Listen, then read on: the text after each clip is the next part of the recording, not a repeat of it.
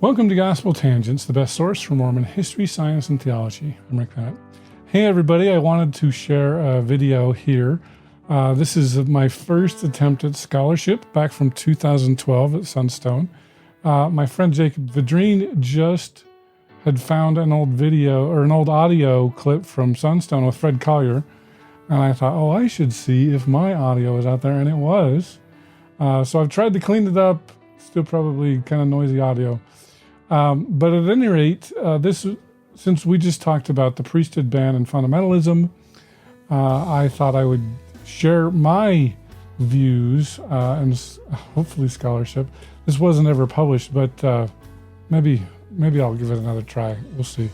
But at any rate, this is my 2012 Sunstone presentation on why interracial marriage is a big cause of the priesthood ban. So check it out. And at the end, I'm going to talk about any changes or differences that I would have made, some 13 years ago. Check it out.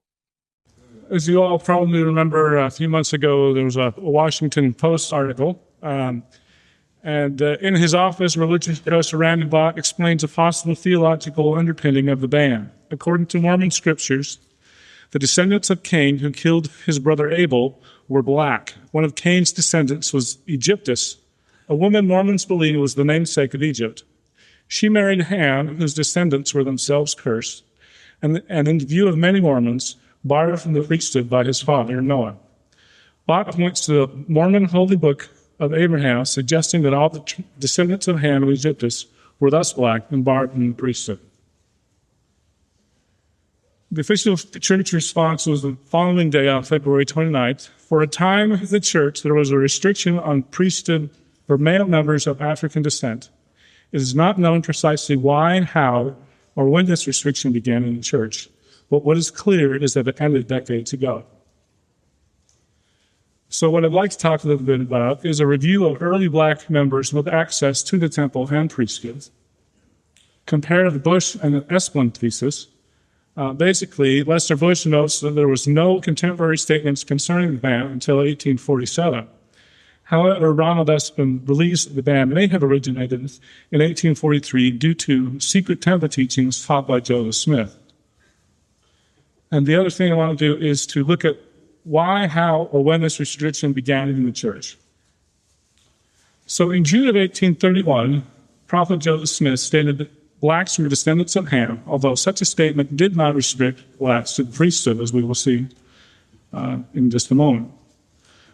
Black Pete was the first convert. He was a first black convert.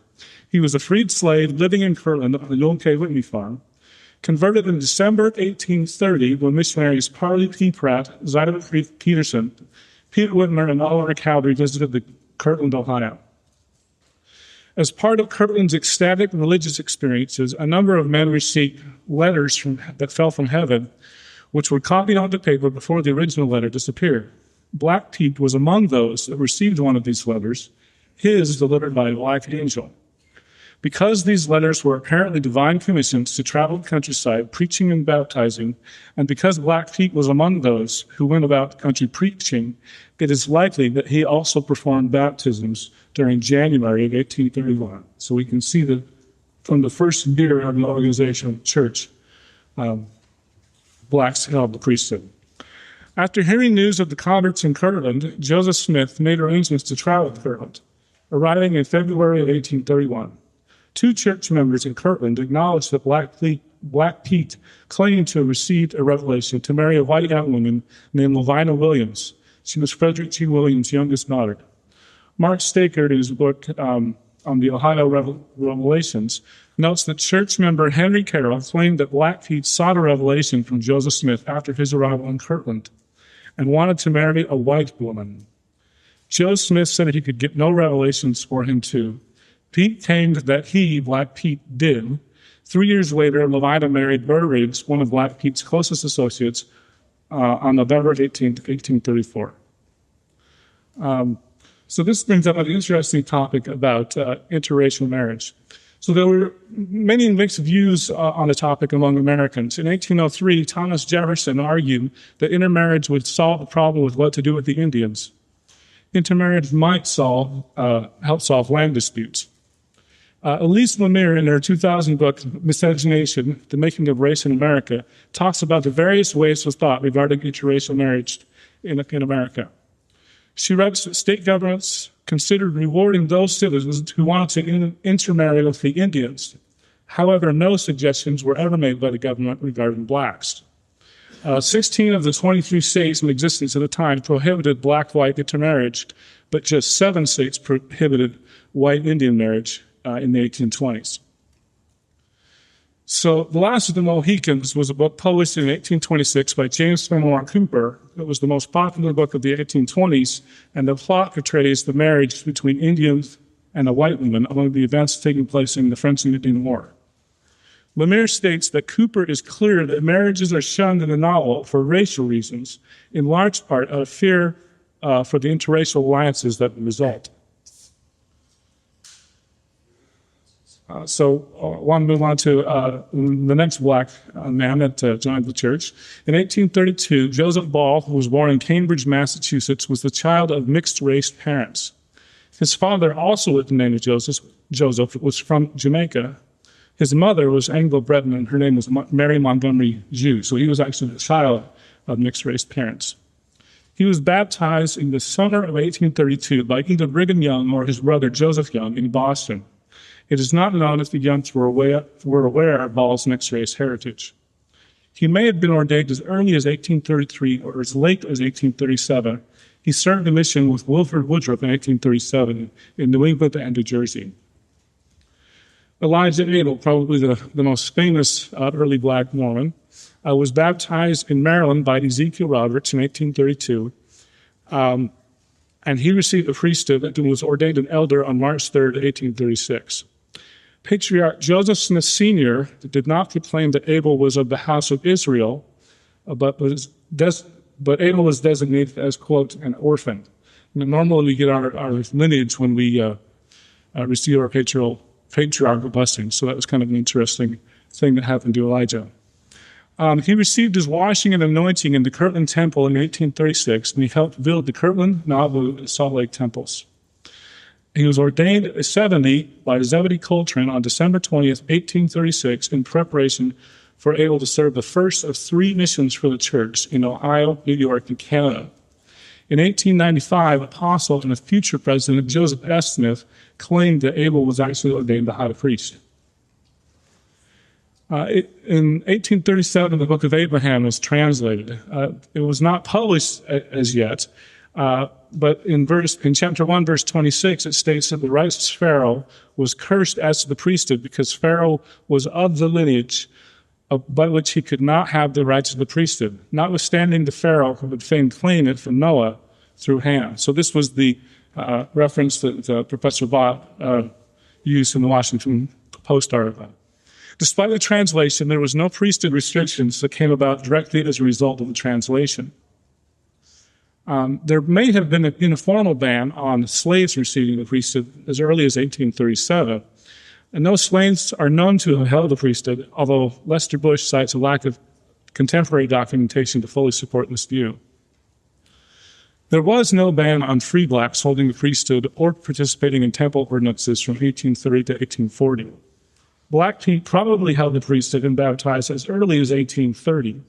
Elijah Abel was ordained an elder and then a 70 in 1836 and received his washing and anointing ordinance in the Kirtland Temple that year as well. Joseph Ball was ordained and served a mission with Wilford Woodruff in 1837. So I think it's pretty clear that there was no ban in the 1830s. In 1841, Elijah actually participated in baptisms for the dead. However, the Nauvoo Temple was not complete, so those were done actually in the Mississippi River. He was baptized on behalf of his mother and daughter, both named Delilah, as well as a friend, John Lancaster. Obviously, they didn't worry about same sex for those ordinances back then. In 1842, the Book of Abraham was first published serially in the Times and Seasons newspaper. There were still no restrictions on black or white members, or on blacks, and on white members that married blacks. Joseph Ball baptized William Wilford Hutchings on May 2nd, 1842, and Irishman John Teague joined the church in 1842 with his black wife, Evelyn Wilbur. They had previously been married in Boston in 1839. Under the hands of Apostle Willard Richards and Elder Erastus Snow, John was ordained a priest in 1842. So once again, there were no restrictions on people that married interracially. In Nauvoo, Joseph Smith encouraged white members to marry American Indians polygamously, but stated that he was against blacks and whites remarrying, which is all, at the time, it was referred to as miscegenation or amalgamation. On January 2nd, 1843, he said, "Had I anything to do with the Negro, I would confine them by strict law to their own species." In April 1843, the Kinderhook plates were discovered in an Indian mound in Kinderhook, Illinois. These are interesting because William Clayton recorded in his journal that the prophet Joseph Smith has translated a portion and says they contain a history of a person with whom they were found, and he was a descendant of Ham through the loins of Pharaoh, king of Egypt, and that he received his kingdom from the ruler of heaven and earth. So it's interesting that even though these were later proved to be a hoax, there did appear that Hamitic lineage did not preclude membership in the priesthood. Apostle Parley Pratt indicated that Jaredites may have been descendants of Ham, and if Hamitic descendants held the priesthood, then there would have been no prohibition on that. The first amendment on free blacks was actually done on Elijah Abel in 1843. There was a meeting in Cincinnati, Ohio on June 25th, where the High Council, consisting of John E. Page, Orson Pratt, and Heber C. Kimball, visited to resolve issues of dissension and bad management. So some members of the congregation were upset that a black man was preaching. Abel was directed that he was to preach only to black people in 1843, and, quote, instructions were then given him concerning his mission. So that's really the only restriction as early as 1843. Also, in that same year, a man by the name of Quacko Walker Lewis and his wife Elizabeth Lovejoy Lewis joined the church in 1843. Walker was a leading abolitionist in Massachusetts and a master mason in Freemasonry. He helped free many Southern slaves as part of the Underground Railroad. His wife Elizabeth was a daughter of an interracial couple. Her father was black. She was so light-skinned that she was recorded as white in the 1850 census. It is believed that Lewis was baptized by Parley P. Pratt. Lewis was ordained an elder later that year by William Smith, the prophet's brother, in the summer of 1843. Missionaries Brigham Young, William Smith, Wilford Woodruff, and Ezra Taft Benson, and Parley P. Pratt all served missions in Boston and were well acquainted with Lewis. Mission President William Appleby would later write in his journal that Lewis was, quote, an example for his more whiter brethren to follow. Also in 1844, Mayor Joseph Smith fined two African-American men $25 and $5 for, quote, trying to marry white women. Early in the year, he had announced his candidacy for the President of the United States. Mormons at the time had adopted both an anti-abolitionist and an anti-slavery position. They wanted to be a little bit more moderate. As part of their candidacy, Joseph Smith was perhaps the first politician to propose a compensated emancipation plan. He proposed fleeing the slaves, compensating slave owners through the sale of public lands, and sending freed slaves to Texas, which he proposed to annex from Mexico. His candidacy did not last long. He was killed by a mob on June 27, 1844. His death led to a succession crisis, with several men vying for leadership of the church, most notably Brigham Young, Sidney Rigdon, and James Strang, as well as several other men. Following the prophet's death, a black man preached a funeral sermon on Joseph Smith, along with an unnamed apostle, which was probably Orson Hyde in Lowell, Massachusetts. It is believed that Enoch Lovejoy Lewis, the son of Walker Lewis, was the black man preaching at the prophet's funeral in 1844. William Appleby noted that Enoch was an elder in 1847, and it is likely that he had already been ordained an elder when preaching at this funeral sermon of Joseph Smith. So here's another black man with the priesthood. Just 4 months after the prophet's death, Joseph Ball would be ordained a high priest and the leader of the Lowell branch in 1844. but Ball became leader amidst a storm of controversy. The previous branch president was a man by the name of John Hardy, who had served from February 1843 to October 1844. Hardy became upset when he discovered that William Smith had secretly introduced polygamy to the congregation, and Hardy resigned in protest, along with many other men, leaving the branch with the dearth of leadership. Tainted by the polygamy scandal, Ball was not sustained unanimously. Wilfred Woodruff recorded that Jacob Phelps opposed the ordination of Ball as branch president, and Woodruff, while not voicing public opposition, wrote his concerns in a letter to Brigham Young on October 9, 1844. Elder Ball has taught, as well as William Smith, Lowell girls, that it is not wrong to have intercourse with the men at what they please, and Elder Ball tries to sleep with them when he can. They've tried to remove a good presiding elder Hardy in Lowell and put in Brother Robbins, who is in their company, but they would not have this. The Lowell church is shaking. Additionally, John Teague was ordained an elder in 1844 in the branch, despite the fact that his wife Evelyn was black. Ball served as branch president for just 6 months, from October 1844 to March 1845. At that time, Apostle Parley P. Pratt arrived in the Lowell branch on March 1st and directed William Smith and Joseph Ball and others to go into the Nauvoo, quote, prepared to spend the summer there working on the temple. Ball went to Nauvoo with the understanding that he was to receive instruction preparatory to the great endowment which is promised to them and keep the commandments of God. Apostle Ezra T. Benson took over leadership of the Lowell branch at that time. So the ordination of Ball as a high priest and branch president, as well as the idea that Ball was to receive the endowment, is significant because it appears that there was no temple restriction in 1845, though once again the temple had not been completed. And it casts doubt on a claim by Esplin that Joseph Smith must have made some secret temple teachings prohibiting blacks from the priesthood and temple ordinances as early as 1843. Times and Seasons published an article which is quoted as a short chapter on the long subject, stating that, quote, the descendants of Ham had a black skin, whichever has been a curse that has fallen and apostated the holy priesthood, as well as a black heart.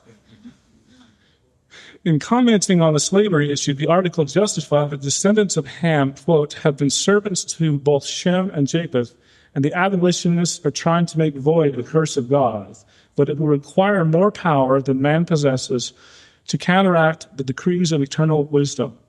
The article stated that, quote, Ham had dishonored the holy priesthood and had justified blacks being servants of whites. What's that? I think it was unsigned, but it was actually John Taylor was the editor, so we think it was could have been John Taylor, but it was unsigned. Apostle Orson Hyde addressed the high priest group on April 25th, 1845. Hyde's main purpose of speaking was to denounce Sidney Rigdon and warn everyone to stay away from his group. In denouncing Rigdon, Hyde compared Rigdon to the deceptive Lucifer, who deceives those in the premortal life. Hyde was the first to claim that blacks were not valued in the premortal war in heaven. According to Hyde, those spirits in heaven that did not take a very active part in any way were required to come into the world and take bodies of the accursed lineage of Canaan, and hence the Negro or African race. The Times and Seasons published Hyde's remarks shortly thereafter. William Smith and Joseph Ball arrived in Nauvoo May 10, 1845, and it is likely that William was aware of this article and may have influenced his comments later that year. William was ordained official church patriarch just 2 weeks later on May 24, 1845, and he gave a patriarchal blessing to Joseph Ball and proclaimed that Ball was of the tribe of Joseph, which is kind of interesting because we generally think that blacks descended from Cain. With Ball a descendant of the cherished tribe of Joseph, rather than the cursed tribe of Canaan, Ball would not have been under the curse mentioned by Orson Hyde, and his priesthood ordinance would have been considered legitimate. However, the stain of polygamy would haunt both Smith and Ball. A month after the patriarchal blessing, Parley P. Pratt wrote a letter dated June 30, 1845, questioning Ball's integrity and accusing him of adultery and fornication. Orson Hyde wrote another letter saying Ball is, quote, very corrupt, and said the Lowell branch was now free of Ballism.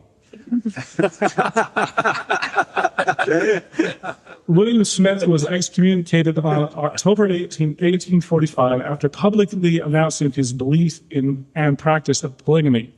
Within a month of his excommunication, Smith began criticizing the church publicly. He gave an interview in the New York Herald criticizing spiritual wifery, among other things, and said that the church was receiving no Negroes into their church, perhaps because of the Orson Hyde speech and the Times and Seasons article.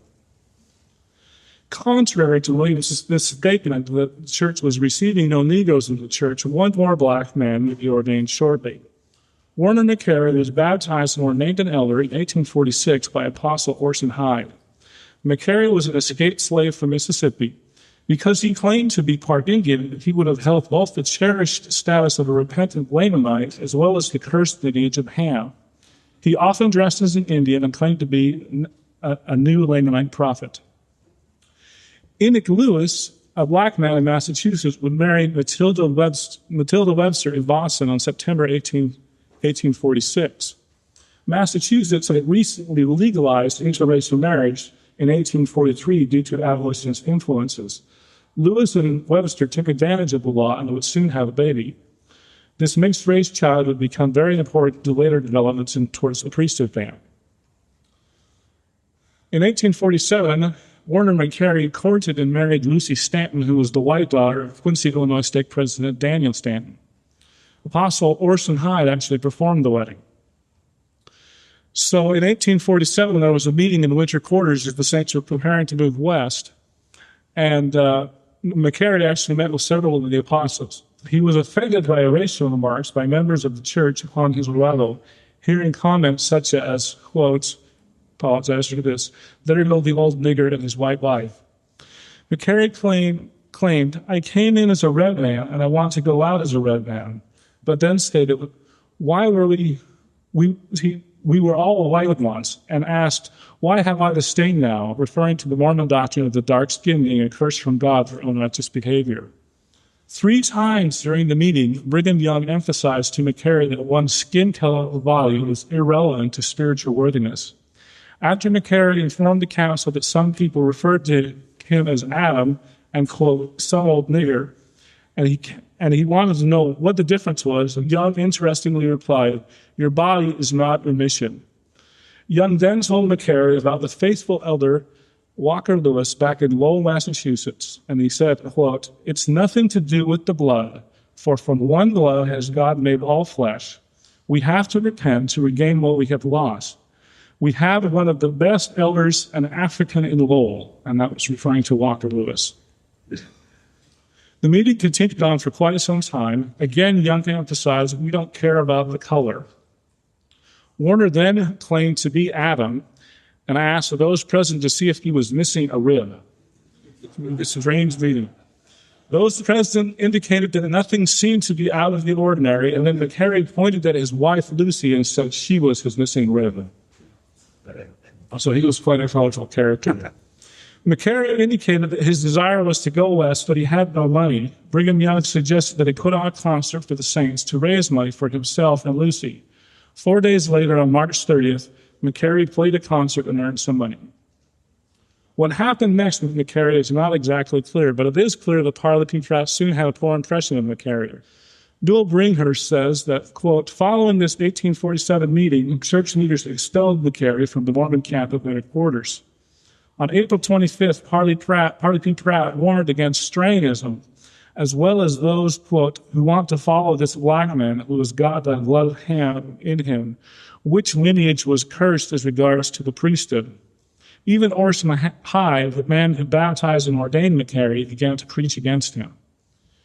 So after leaving the Mormon camp in Winter Quarters, Nebraska, McCary traveled to Springville, Iowa, and started having white women sealed to him through a special sealing ceremony.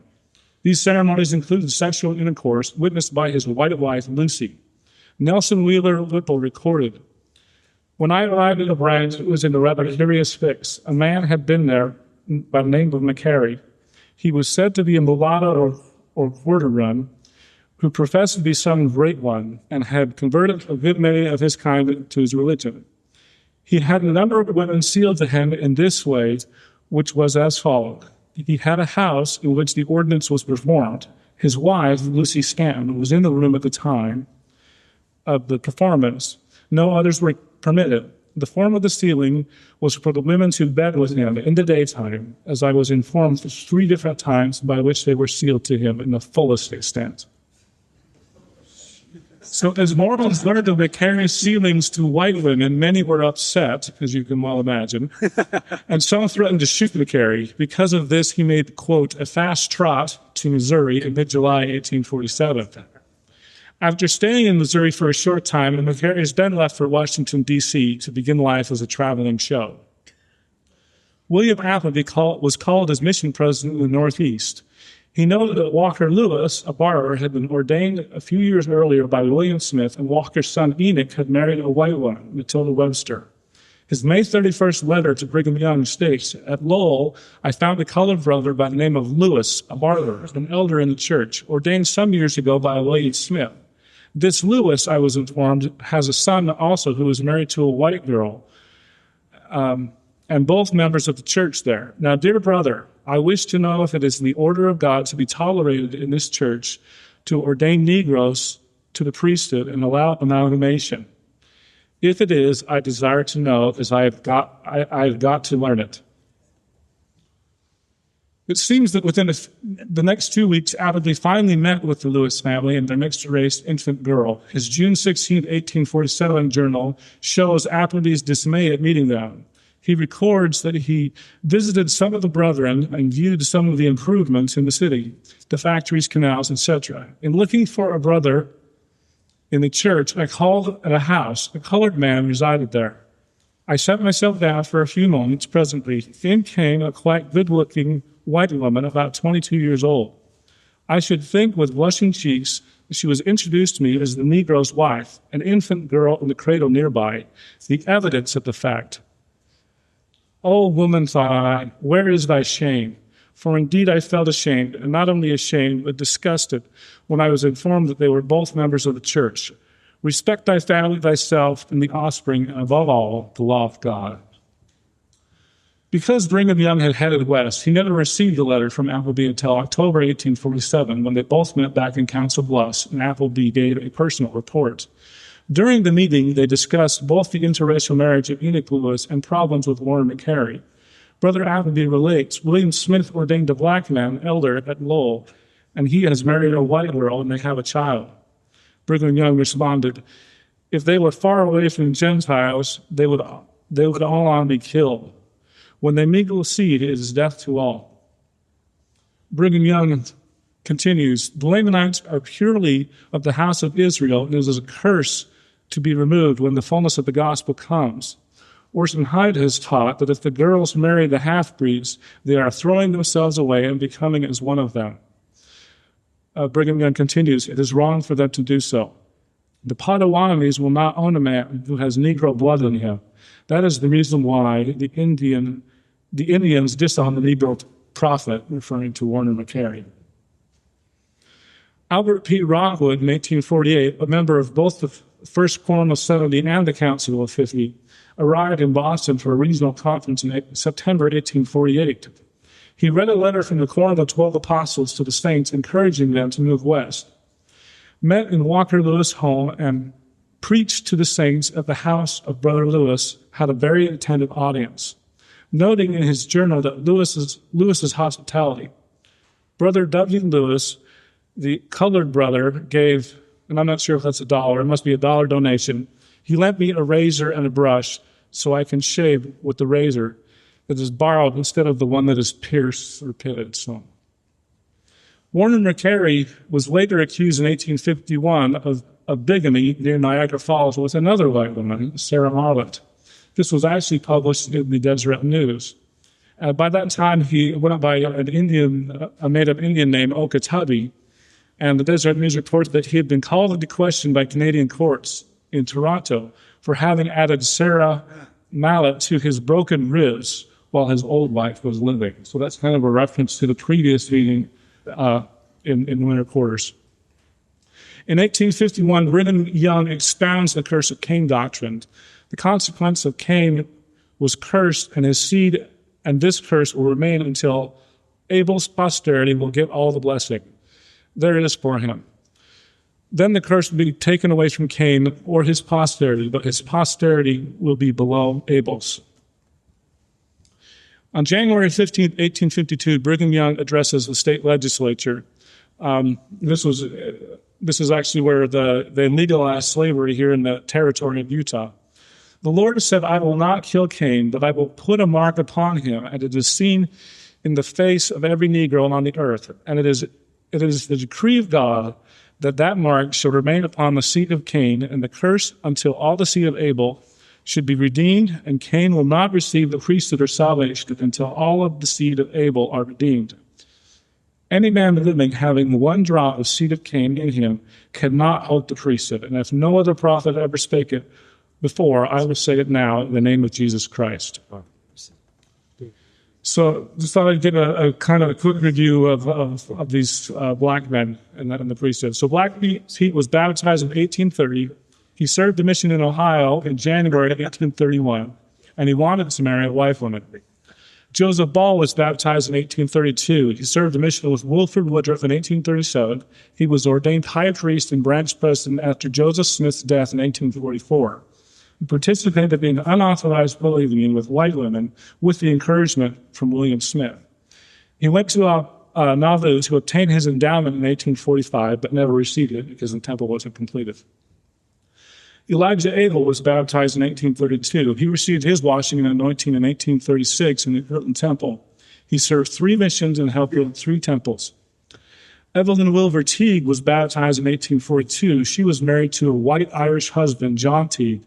John was ordained a priest in 1842 and an elder in 1844. Walker Lewis was baptized in 1843 by Parley P. Pratt. His wife was the product of an interracial marriage. He was ordained an elder by William Smith. In 1846, Brigham Young called him one of the best elders, an African, in Lowell. In 1847, William Appleby said he was an example for his more whiter brethren to follow. Enoch Lewis was the son of Walker Lewis. He was also ordained an elder. He spoke at Joseph's Massachusetts funeral in 1844 and married Matilda Webster, a white woman, and they had a mixed-race child together in 1847. And finally, Warner McCary was baptized in 1846. He was an escaped slave, falsely claimed to be an Indian. He was ordained an elder in 1846 by Orson Hyde, married a white woman, Lucy Stanton, in 1847, and engaged in polygamy with white women. So in conclusion, this kind of references the church's recent statement. We actually do know when the ban happened. There probably was an informal ban on slaves receiving the priesthood as early as 1837. Warner McCary was the last free black man to receive the priesthood in 1846. Following Enoch Lewis and Warner McCary's known sexual relations with white women in 1847, and on the heels of Joseph Small's polygamous relations in 1845, Brigham Young privately claimed that black-white sexual relations were against the law of God and advocated death to all who participated in these relations. The publicity affirmed this position in 1842 before the Utah legislature. He publicly affirmed this in 1852 before the Utah legislature. This confirms Bush's case that there were no priesthood restrictions existed before 1847. We do know why the ban happened. Church leaders did not want to allow interracial marriages after dealing with the polygamy cases of McCary and Ball, as well as Enoch Lewis's mixed-race child. Parley P. Pratt and Brigham Young began advocating in 1847 that blacks were cursed from the priesthood. However, they did not revoke priesthood from black men that already received it. Brigham Young claimed that black-white sexual relations were against the law of God and advocated death to all who participated in these relations. And we do know how the ban happened. No revelation has ever been cited by church leaders for the ban. David O. McKay said the ban was the result of church policy, not doctrine. This calls into question any explanation that attempts to explain the ban for doctrinal reasons. Blacks were systematically excluded from all temple and priesthood ordinances until 1978, although there were some exceptions made over the years. Elijah Abel's son, Enoch, was ordained an elder on November 27, 1900. His grandson, also with the name of Elijah, was ordained an elder on September 29, 1934. In 1948, George Albert Smith administration authorized ordination of a group called Negritos, who had black skin but no known African ancestry. The first presidency said descent from black Africans was the disqualifying factor, not skin color or other racial characteristics. A handful of other exceptions have taken place between 1846 and 1978. Information is also available at blacklds.org. Some people may ask, why is it important to portray our history accurately? Isn't it better to downplay or ignore the past? Richard Bushman has stated, the problem is if you're not accurate, then down the line you put your own credibility in jeopardy. And I just think all of our young people should feel that they are really getting the straight story on Joseph Smith, or they're going to go through the same experiences you've had, disillusionment, anger.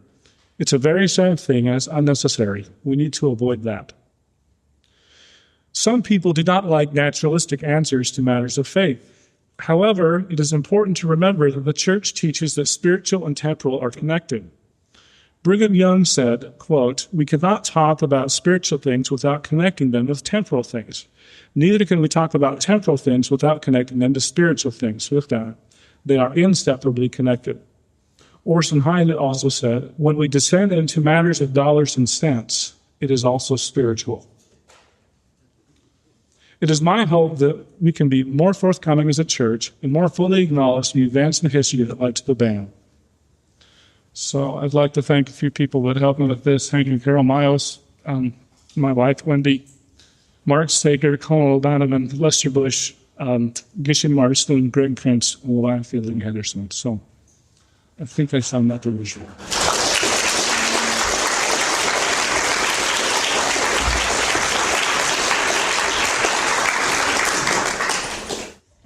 Well, that was fun, wasn't it? How many of you picked up some things you didn't know before today? Go ahead, raise your hands. I teach for a living, so I'm used to doing this sort of thing back and forth. I will tell you, as long as I've been Black, which is my whole life, there are still things I'm learning all the time about myself and my lineage and all the amazing, incredible things it either means, doesn't mean, or influences or doesn't influence. I'm supposed to take 10 minutes, and I should warn you, that's going to be tough, so I made notes. I'm used to speaking in 50-minute increments, so I wrote things down so as not to keep you all longer than we need to. And what is the official time? They're done at 3:45? Yeah. And then move on. Okay. I have a watch on and the clock back there, but there's glare, so I'm going to keep an eye on things. All right. Now, being said, I actually got the privilege of the full paper in addition to PowerPoint. So I got to see and check a lot of the resources, a lot of which had me laughing. There are things that I'd never read as well as the things that I heard. But I do want to get to moving. First, I want to state for the record that although I am a Black woman who has been sealed to a white man for over 18 years, I otherwise don't have any particular credibility or expertise to qualify me to provide a response to this. However, this is Sunstone, where, y'all are laughing already. I hadn't even gotten to the joke yet. No.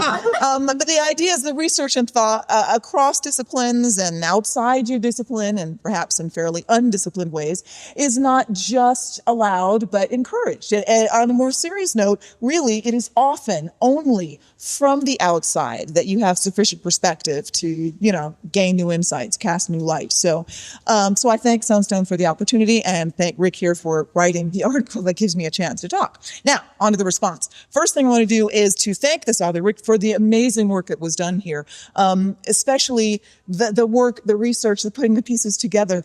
It's a daunting task to try to identify and flesh out skeletons. It's especially daunting when those skeletons are hidden really deeply in the closets and people are trying to deny that they even exist. So, amazing amount. And I would encourage you all to read the full paper that's published. You have more details on that yet? Do you know about date and time? No. Well, it was quite good. It presents an illuminating timeline. There's a clear sense of the status of Black people in the mainstream LDS church, as well as in, a few connections to the fringe out there. But also, this is great because it tracks us, well, me, from the time the first Black people joined the church up until a time when there was a clear priesthood and temple ban that everyone could agree actually exists and was being enforced church-wide, everywhere. Now, so it'll be worth the read. We can get a hold of it. Now, where I'm going to start here dealing directly with the paper is at the very end of his. He points out, I would pull it up and read it. I've got the quote here. If these three black men, referring to McCary there and referring to Joseph Ball, right, and then referring to Enoch Lewis in Massachusetts, if these three black men had not engaged in interracial sexual relations, the ban may never have happened. That's ultimately the conclusion. So that's kind of where I start, because despite the fact that I loved the paper, I loved reading Everett, had nothing to disagree with or complain, laughed a little, was sad a little disgusted sometimes. All of that was fine. This is the only point that gives me a little sticking. Ultimately, I'm not quite convinced that it was these three guys and their antics for a couple of reasons I'm going to go through. I'm sure, as Rick pointed out, that early church leaders were aware of, and some were severely distressed by the relations of these men. In fact, I would have been distressed by McCary. He really appears to, you were kinder to him than I would have been. To me, he appears to be a con man, really. Somebody who was lying about his Native American heritage, using lots of aliases, fake names, basically as a history of using his membership in the church and his apparent authority therein to fornicate his way through a swath of white women, until he was finally run out of town. And quite frankly, he ultimately became a laughingstock. He was a sideshow in his own traveling circus. And that's where he was. That's what he was doing under fake names. They were in an Indian troupe. It was, I can imagine it would have been a real spectacle. So he politely says, character, call him. I don't care. I'll call him a charlatan. Not somebody I would have trusted, and not someone I really want to point to as my ideal when it comes to pioneers and black pioneers in the LDS church. Okay. But those ideas aside, I read this and I turn to Occam's razor, and in this crowd, probably most of you know what it is, but I wrote it in here anyway, so I'm just going to read. The idea, if you don't know what it is, it's the law of parsimony, right? It's generally used as a heuristic guiding rule or observation for developing theoretical models and hypotheses for subsequent analysis. And it cautions us not to make things more complicated than they have to be.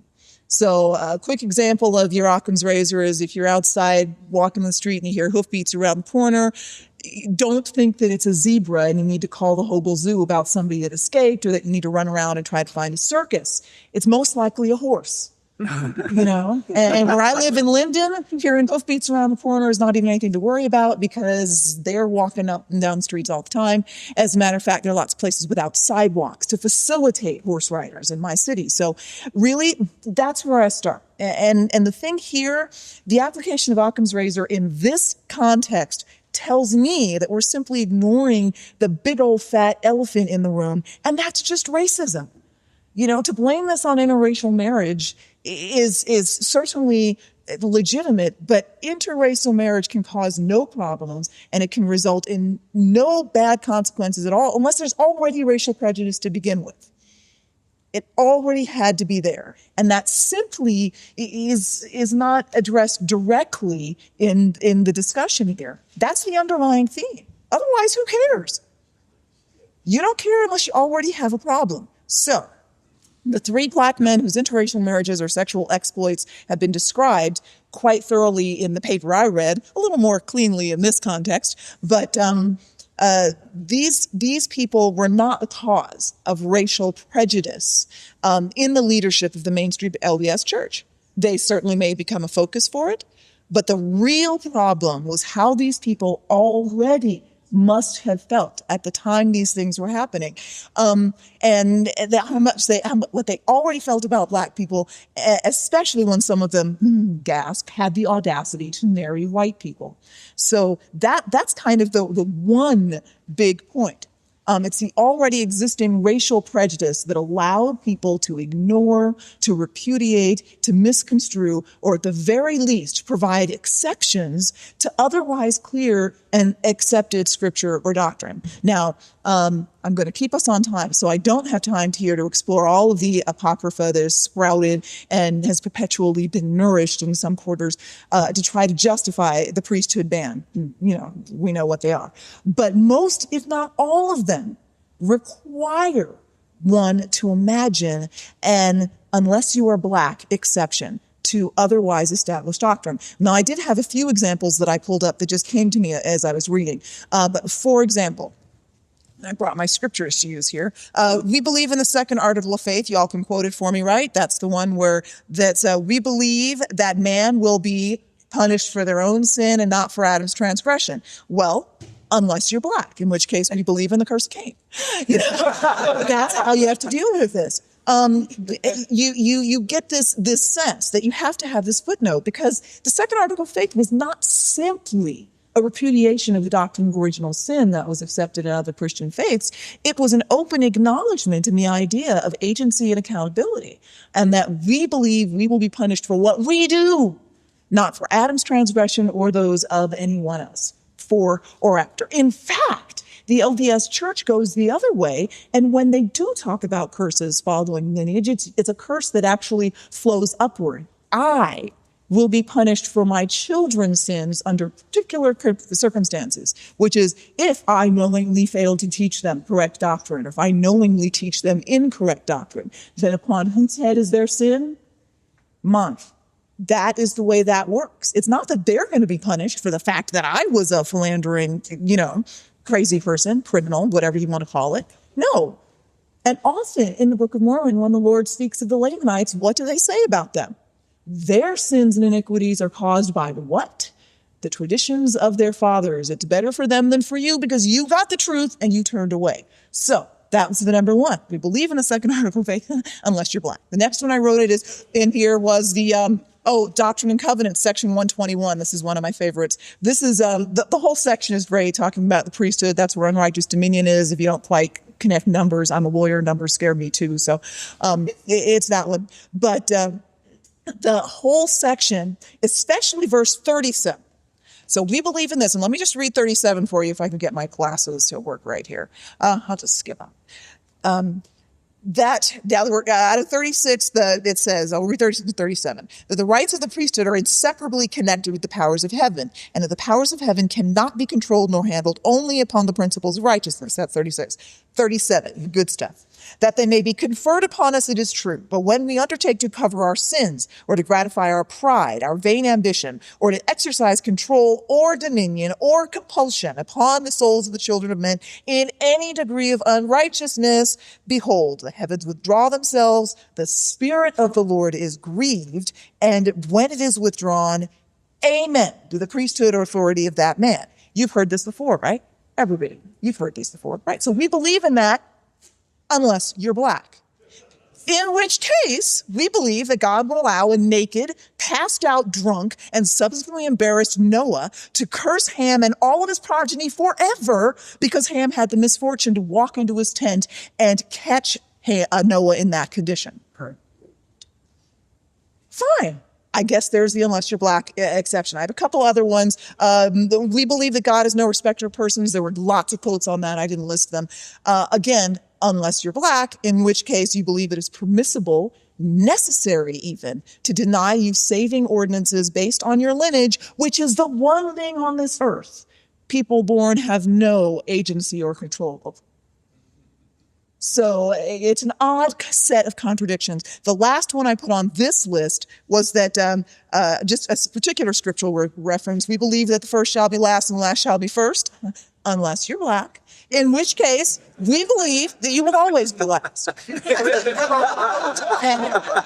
I have read these things. You don't believe me? There's markings. See, these are my scriptures, markings in our, but tabs in them today so I could find things more easily, and my eyes are bad. But if you read these things, you can't understand why you could come to certain conclusions and embrace them willingly and sometimes forcefully and sometimes to the detriment of your membership of the church and your relationship with other people, brothers and sisters, or even with God, just because of Black people. I can tell you why. It's racism. It's because of what was going on with Black people. It's because of how they already felt. So that you're willing to do contortions of logic, contortions of spirit, and contortions of everything else to support the positions they wanted to hold, to support the processes and the practices they wanted to have. So with this in place, I would add that while the relationships with these men certainly added fuel, that fire was already burning.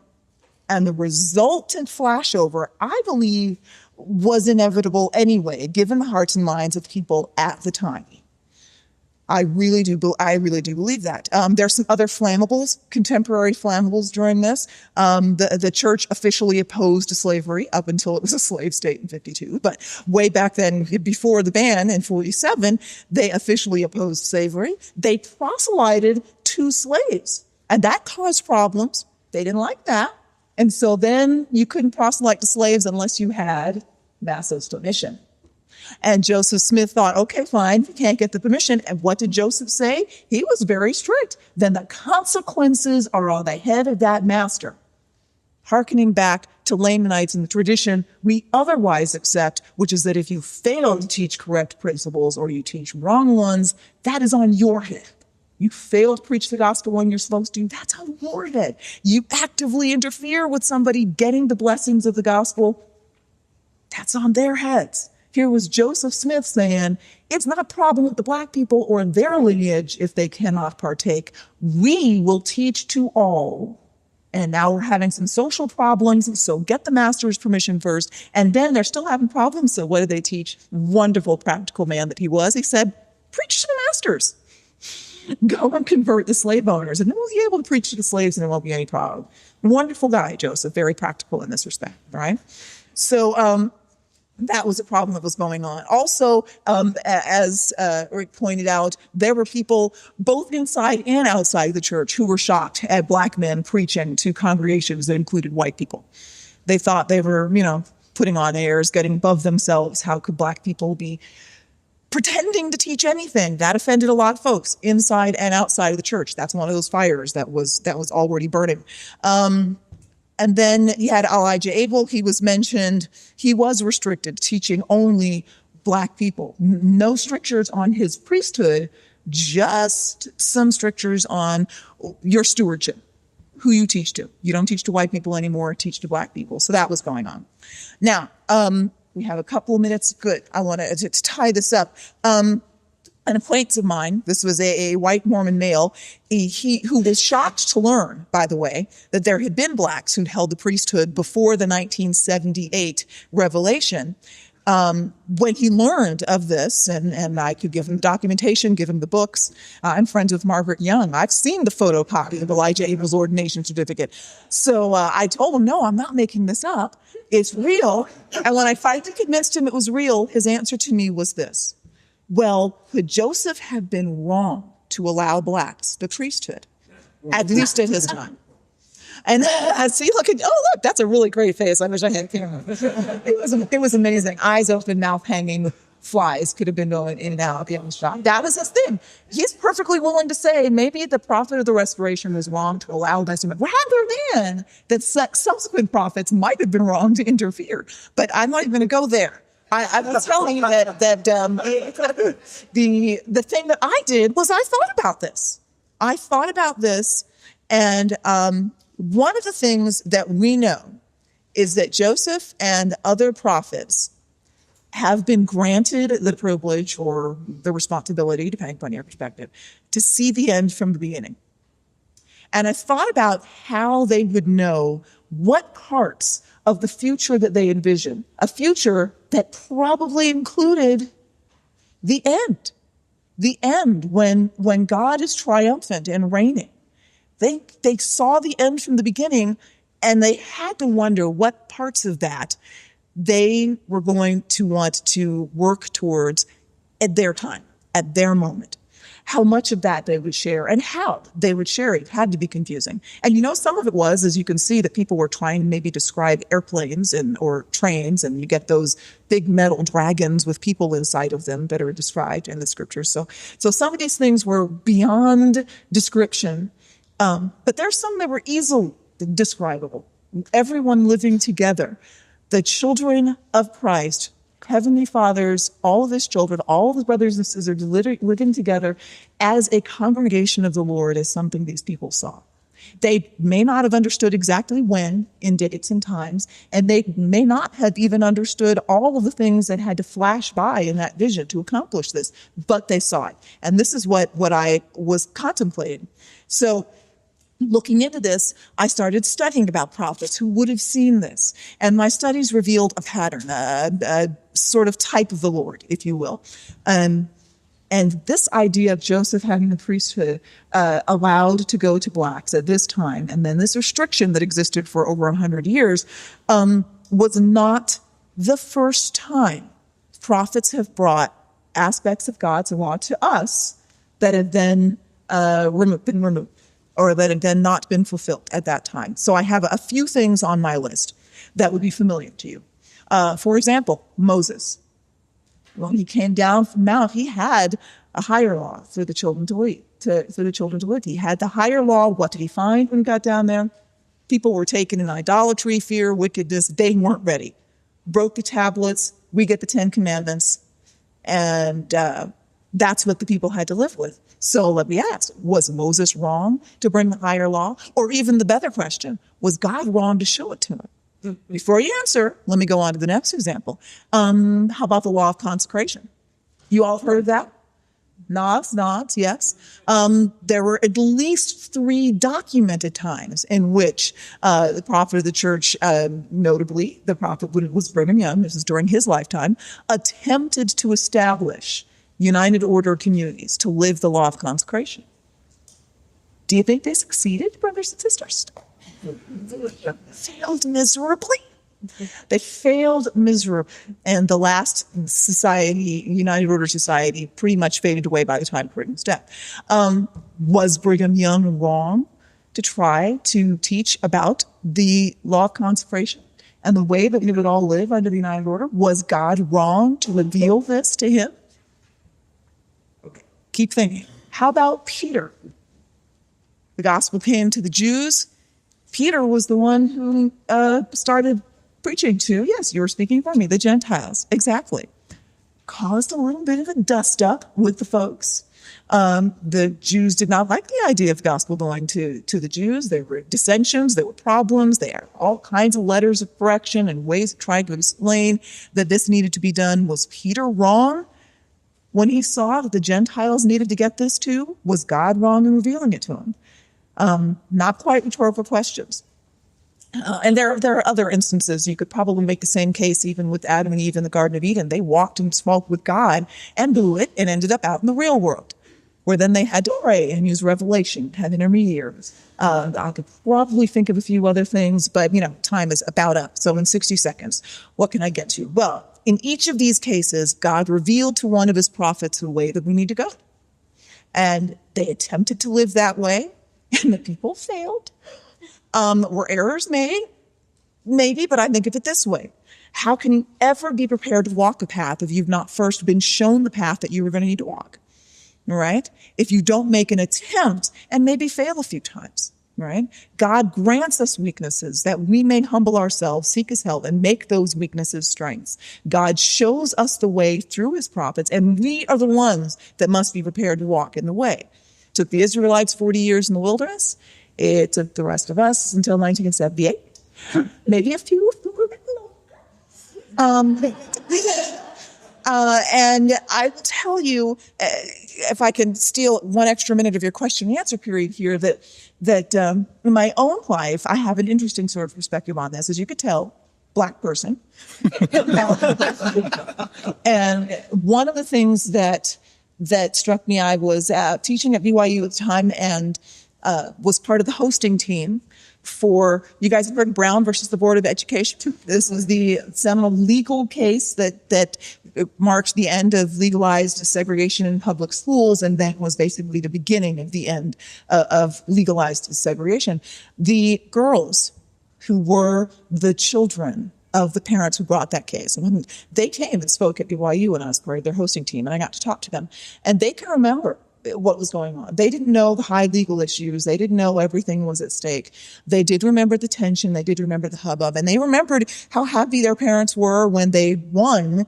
But they also remembered this, which was having to go to school with the protection of the National Guard, having to walk a gauntlet of insults and garbage and rotten vegetables and excrement, having to have people hold back angry moms so they can go to school and learn. And the one thing that I know personally, and I'm not claiming to speak for the church, is that what I know personally is God did not want any of his children having to go to church that way. And so people have said to me as a black person, how can you be a member of a racist church? And I was surprised. I joined the church at 81 and surprised. Nobody ever mentioned any of this stuff to me. Found out about it later, slowly, bit by bit, as I was in the church. And it had not affected my life at all in those stages. And I was a little confused. And I said, well, that's silly. How can you then be a member of, a citizen of the United States? They were racist. That's not the point. Then they said to me, yes, but the United States fixed itself. They got rid of racism, at least if you measure by civil rights acts and things like that, in the 50s and 60s, when you had the first civil rights acts and the subsequent civil rights acts being passed. So at least a decade before the church got around to it in 78. That's what they said. The church waited so long. Well, here's my perspective on this, which I admit is a little odd, which is that I'm kind of glad, because obviously, at the time, in the 1840s, the time that Rick has researched so thoroughly, no, y'all would not have been ready for me. Or most of the people I know, and certainly not Michael DeBrother. In 1950s, y'all would not have been ready for me. And that's okay. I probably would have been ready for you either. So wasn't born, I can say that. No. Okay, so then what do I finally get to? I get to the fact that in 1978, what was going on? No matter what happened to get us there, no matter how, when, no matter why, in 1978, the vast majority of members of the Church of Jesus Christ of Latter-day Saints wanted that ban gone. The vast majority of them thought it was wrong. The vast majority of them were not just waiting for the day they would be gone. They were praying for it, working for it, lobbying for it. And as a consequence, when it came, it was welcome. And I was welcome in a way that's resulted in huge change. My dad was Roman Catholic. I was baptized Roman Catholic. When his mom died and we had the Catholic funeral in Baltimore, Maryland, there was Catholic church and a whole bunch of black people in that Catholic church. They had no official separation. But if you were black and Catholic, you went to that church on that corner in Baltimore. And if you were white and Catholic, you went to that one or that one. And it is said that 11 o'clock hour on Sunday morning is still the most segregated hour in America, and it's still true. But guess what? It isn't true. We don't have a different church where the black people go in my neighborhood. I'm Hawks. I know all of them. They live and we go to the same church as everybody else, and we're welcome there. And I am certain that would not have been the case had this been forced on an unwilling congregation 20 years or even 10 years too soon. So I tell people that while it is a tragedy, it was awful. Don't think that there was no hand of the Lord in that, because the hand of the Lord made it so I was welcomed in my congregation. I was a friend, and nobody mentioned any of this. Didn't hear about it until much, much, much later. It was a different thing. So I would say officially, I have no desire to tear down cherished institutions. I don't have any desire to tarnish the names or memories of early church leaders or pioneers. I do have a desire to make sure the truth isn't hidden. I don't think it should be hidden just because it's sometimes unpleasant or makes us uncomfortable or does not reflect well upon us. With facts, those that reflect well and those that don't, comes a more complete, more rich historical context, and this results in greater understanding. And that is the reason I even agree to participate in events like this one.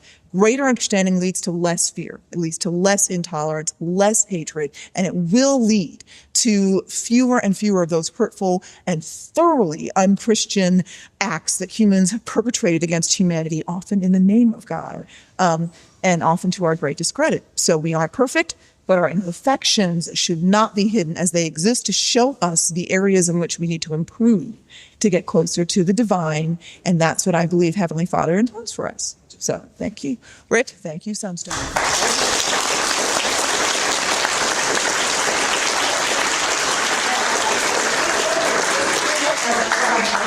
This is a laminated copy of my patriarchal blessing. I made it tiny back when my eyes still worked.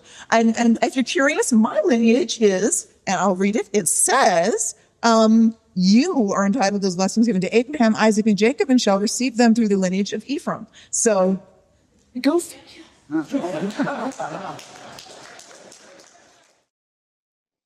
hope you enjoyed my presentation on the race and priesthood ban and how, why, and when it happened. I think it's pretty clear. Looking back on some of the things that I've noticed that might be a little different. So Paul Reeve has now convinced me that Warner McCary probably did not hold priesthood, but I still think that his interracial polygamy was a big reason why Brigham Young wanted to put a stop to interracial marriage, and so that's why he kind of instituted the ban. Me and Paul Reeve kind of still squabble a little bit, although, he's a lot better scholar than I am. I still think it should date to 1852. Oh, that was one of the other things.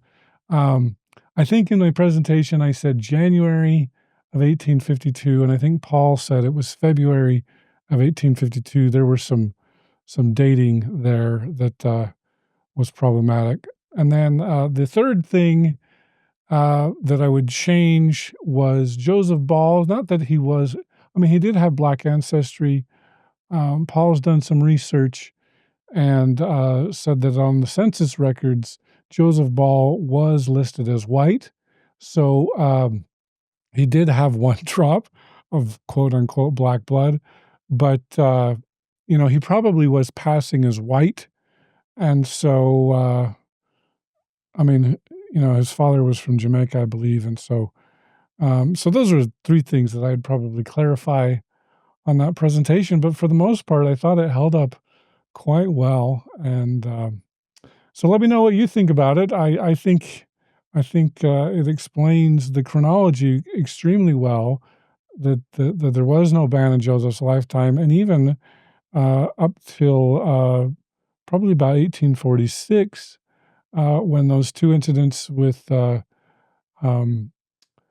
McCary and the interracial polygamy, and then Enoch Lewis and the interracial child that was born. I think those weighed heavily on Brigham Young's mind. And then that kind of led to the 1852 pronouncement before the legislature that blacks would not rule over me. And I think Paul did a great job on talking about on that in his latest book, This Abominable Slavery. So I would really encourage all of you, I've got that book around here somewhere, but I can't find it, to check out my interview with Paul Reeve and Christopher Rich, as well as my other interview with Paul on the religion of a different color. That was my third or fourth interview ever on Gospel Tangents. Two great topics. And of course, Matt Harris has some amazing stuff as well. So anyway, I hope you enjoyed that presentation. Let me know what you think. Thanks for listening, and I hope you to continue to enjoy Gospel Tangents. Consider becoming a Patreon or go to gospeltangents.com/shop, and you can get a cool tie, a hat, or even a nice mug. You can also get a sweatshirt. So check it out at gospeltangents.com/shop.